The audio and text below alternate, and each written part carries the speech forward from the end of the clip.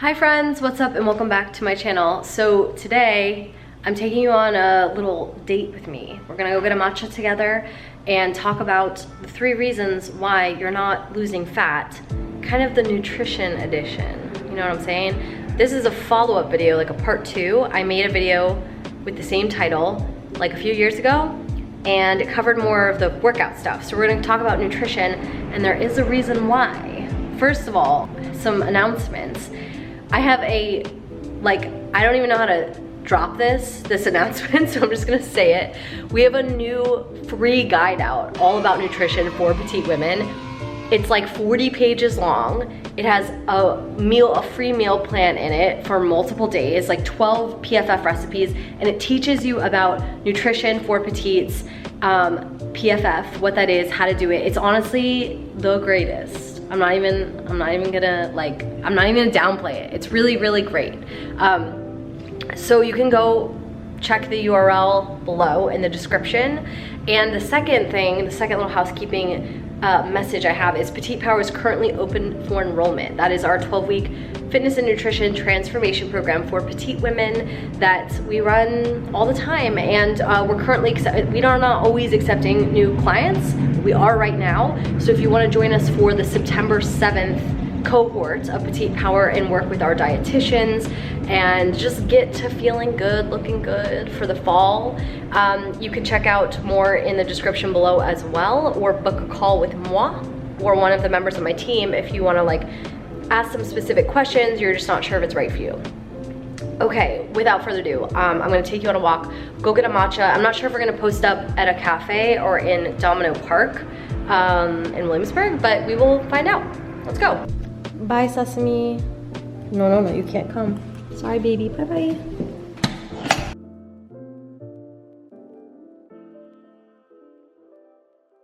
Didn't know it was gonna be this windy. There's construction going on over there. We have our friend blasting, honestly, good music across the street.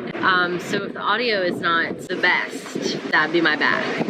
We're gonna try. Okay, so let's jump into it. We have our top 3 reasons why you are not losing fat, nutrition edition. And the first one I wanna talk about is calories and the scale versus the composition of your calories and the composition of your body. What do I mean by that? So first of all, I want to put a picture up on the screen here. This was me when I was skinny fat. Don't love that term, but it describes how I looked back then or how I felt. In terms of my body composition, I was a low number on the scale, less than I weigh today, but my body composition was not as lean and it was not as muscular as it is today. So I had a higher body fat percentage and a lower muscle percentage at a lower weight. And today I have a higher muscle percentage, lower body fat percentage at a higher weight because muscle weighs more than fat. So one of the biggest mistakes that people make early on and that you could be making right now in your nutrition and just your overall mindset with your food and your approach to your weight and your body composition is you're focusing too much on the calories in and out and the scale, the number on the scale, instead of thinking about the composition of those calories, the composition of your diet, so like how much protein you're getting, how much fats you're getting, how many carbs you're getting, and what are those sources of food? Like, are they processed, are they unprocessed? So that, and also the composition of your body, not just the number on the scale, because your fat to muscle ratio is what's going to make you look toned or not toned or really fit or skinny fat, like in my case.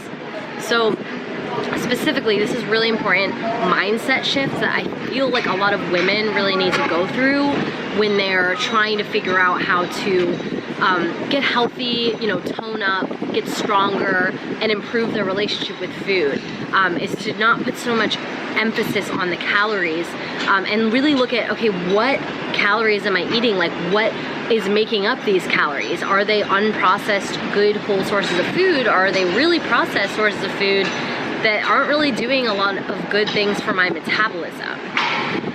So if you're just, focusing on calories, you're probably not eating enough, you're eating a low calorie diet, you're probably binge eating because of that restriction cycle.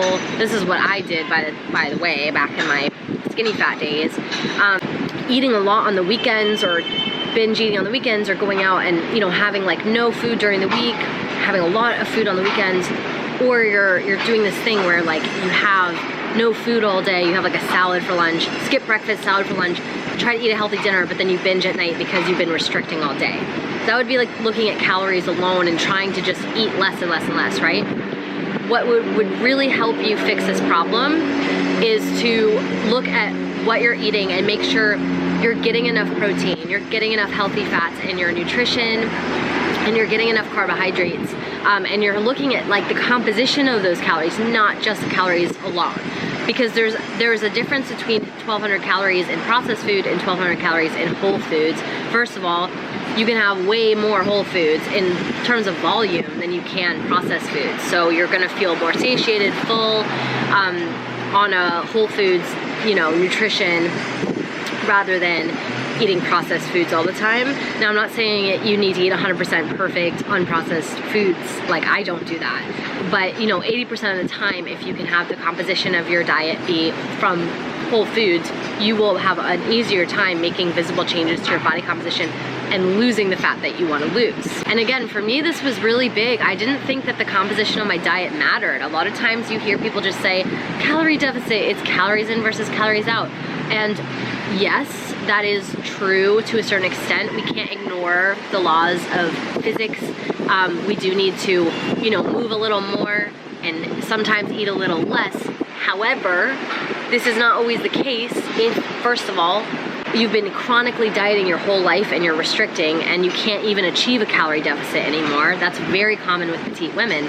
They're eating under, us petite women are already eating under 1,000 calories a day. There's nothing to take away from at that point. So it's not always a calorie deficit situation. Sometimes you need to work on your metabolism first. You need to get back into a good place with your food before you can focus on that. And you also might just need to eat better, not eat less. It's not always about eating less. People tend to oversimplify it a lot. And if you just focus on the quality of your foods and a little bit less emphasis on the scale, you lift weights, you really start looking at the composition of your body and not just the number on the scale. That can really help. So that's something, that's number one. I feel like this is like a huge mindset shift, but so important, and so many women are still stuck in that mentality of calories in versus calories out. This scale, just calories, instead of looking at what am I eating? Is it like processed, is it unprocessed? How's my metabolism doing? Because you need you need to get your metabolism going in order to burn fat effectively. You need to get your blood sugar level stabilized, and you need to be making sure that you're not just looking at losing weight, because losing weight can mean losing muscle, right? It doesn't just mean losing fat. You could be losing really important muscle, which helps build a faster metabolism, and you don't want to lose that. So that's like my biggest number one with nutrition for petite women, and kind of a common mistake I see. Reason number two why you might not be losing fat in terms of nutrition is that you're thank you, New York.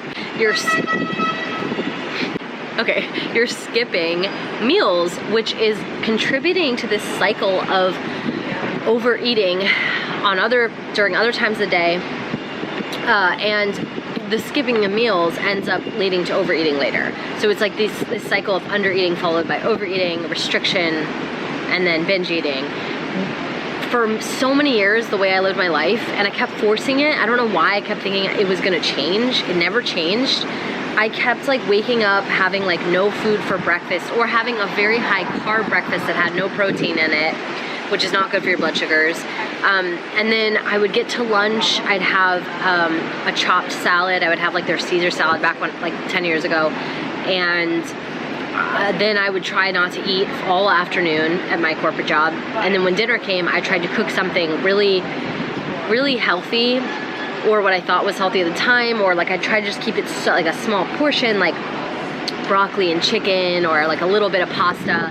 And then I would try to swear off food the rest of the night.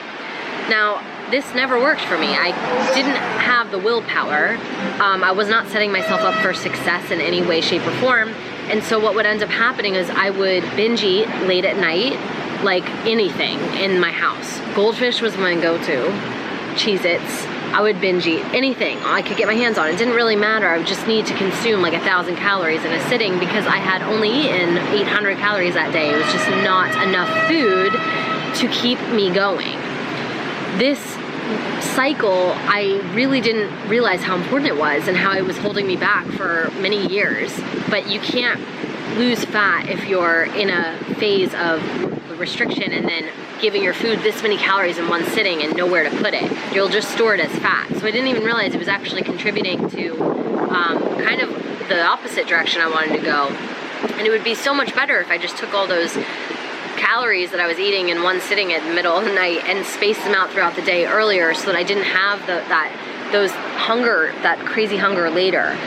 This is also like, it's not just food, right? It's emotional. Like back when I was stuck in that trap, you start to beat yourself up, you start to blame yourself for, you know, why don't I have better willpower? And it's not about willpower. Like you don't need willpower, you just need, it's biology. You need to set yourself up for success better throughout the day so that you're not in those situations. The other thing that skipping meals does is it does not help your blood sugar levels. So you want your blood sugar levels to be like rolling hills, like steady throughout the day. You don't want like high peaks and low valleys. What do I mean by that? Whenever you eat a meal, your blood sugar goes up and then insulin goes up, and this is oversimplifying it, but insulin is a fat storage hormone, so when insulin comes through the body, it wants to take all of the excess sugars and store them somewhere, usually as fat. So when you don't eat for long periods of time, your sugar levels drop way too low, and you might think, oh, well, there's no insulin, then there's no problem, but that's not true. When your blood sugar levels are too low, first of all, start playing with stress hormones and cortisol. Producing cortisol can keep you from burning fat in the long run. And second of all, if you don't have any gas in the tank to just steadily burn, like you want like a low burn, like a slow and steady burn throughout the day, you can start using muscle as energy when you're during your workouts, and that's just not desirable. You want to be making sure that you're eating balanced PFF meals throughout your day. PFF stands for protein, fats, and fibrous carbs. That's a method we teach in Petite Power. By the way, our free guide, which like it's free. I don't know if I said that at the beginning. It's free. It's all about PFF. So if you don't know what that is and you want like a cheat sheet, download the guide in the description below. It's how to eat PFF for fat burning as petite. Like it could not be better. You gotta eat those PFF meals throughout the day on a consistent basis. Don't skip. Keep those blood sugar levels nice and steady, and that's gonna help keep your metabolism revved, keep your hunger hormones,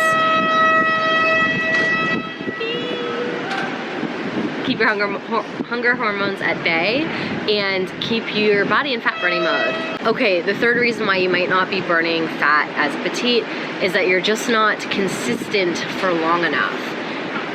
Trust me, this is probably the thing I still battle. Like right now, you guys might know if you follow me on Instagram, I'm very much in a maintenance phase. I'm not trying to push for anything right now, especially coming off of my last little mini cut. I'm just kind of like, if I'm maintaining right now, I'm succeeding. Like maintenance is progress for me right now. And something that I continually have to remind myself of is like 3 nights in a row of eating well, like you don't get an award for that. I mean, I wish that we could see all the results we want, like following our goals for Monday through Friday, but it just doesn't work like that. You really have to have a lifestyle change. You really have to consistently for weeks eat well. And that doesn't mean restricting your favorite foods. It just means learning how to balance them better and eat them in moderation and build them into your macro plan for the day. So like, I still have chocolate built into my macros for today. I'm not gonna not eat the foods I love. I can still order out, but you just have to make sure that it's all balanced really carefully, so that you're not accidentally, first of all, overeating or just eating mostly processed foods, which is not gonna help you in the long run. A lot of times I think we eat really well for like 5 days. Like say you cook yourself dinner for like 5 days and you're like, I did so good this week. I'm going out this weekend. I'm gonna have like all this food and alcohol and I'm gonna stay out late. And it's like, that's fine.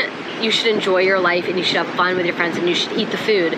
But just know if you're frustrated come Monday that the scale jumped back up or that you're still not losing weight week to week, those weekend calories count, and those weekends are a part of your lifestyle.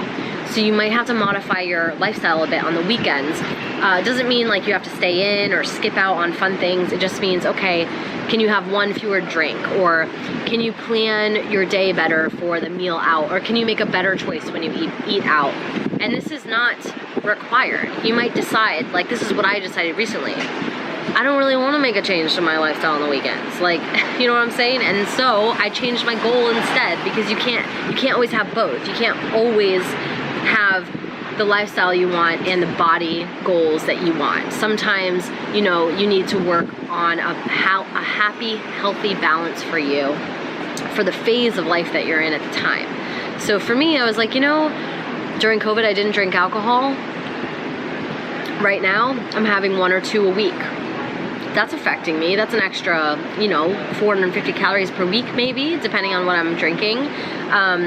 That doesn't just go poof, it's going into my body, it's affecting my blood sugars the next day. And so I just say, okay, you gotta make a choice. I want to be enjoying summer in New York City right now. It's fun, everybody's back out. I wanna be able to enjoy life right now. And so I'm making a slight change to my goals. Instead of being in an aggressive fat loss phase or whatever, I'm just like, okay, I'm gonna maintain my body weight at 115. I'm already happy with my weight anyways. My goal is more focused on enjoying life and finding that balance. So it's not always this or that. It's not one or the other. There's an integration there that will work for you, that's right for you. You just have to work at what that balance is and what sacrifices you're willing to make, and be realistic about it. Because if you're not going to change anything about your weekend, and the weekend is the problem, like you're finding you eat a ton more calories on the weekend, that's probably the area you need to focus on. If you want to see change, you probably got to make some changes. I know it sucks, but it's just how it works. So that third tip would be consistency. And I don't mean like 3 days in a row, which is like how my brain always wants to work. My brain's always like, I did so good. Like I didn't eat out for like a week, and then I'm expecting to, you know, be in a certain place. But it's more like weeks to months of that. So make sure whatever you're doing, whatever goal you set, you could also realistically do for like a long period of time. That's why in Petite Power, we make sure it's sustainable and it's something that you can do for 12 weeks and beyond for the rest of your life, so you can sustainably lose fat over time. You're not restricting your favorite foods, you're not staying in when you want to be out with your friends, you're like still learning how to enjoy your life and also reach your body goals, or at least be working towards them in a healthy, sustainable way. I'm curious what you guys struggle with most when it comes to nutrition. Let me know in the comments below which number, 1, 2, or 3, you feel like is you. I've struggled with all of them at some point or another in my life. They're all really common, especially as petite women, number 1 and 2. So yeah, I would love to hear what you guys think. And also download that free guide. We've been working on it, me and my team, for months, and it is really good information. It is very clear what you should be doing. It's educational, and it has a free meal plan in it. So like, why not? And recipes, it's so good. So check that out below. Again, it's free. And if you're interested in working with me or my team, you can book a free call with us to chat, see if it's right for you. It's totally non-committal. It's just a chat, just a phone chat. For our upcoming session on September 7th, right after Labor Day, we're gonna start strong together. And that way, you can just go into the winter feeling good, like go into Thanksgiving feeling amazing. End the summer on a note where you're like, I did something for myself this summer and I feel good about it. I think that there's nothing better than that. So check that out also below. You can also just learn more below too. And I hope you guys enjoyed this little matcha and chat.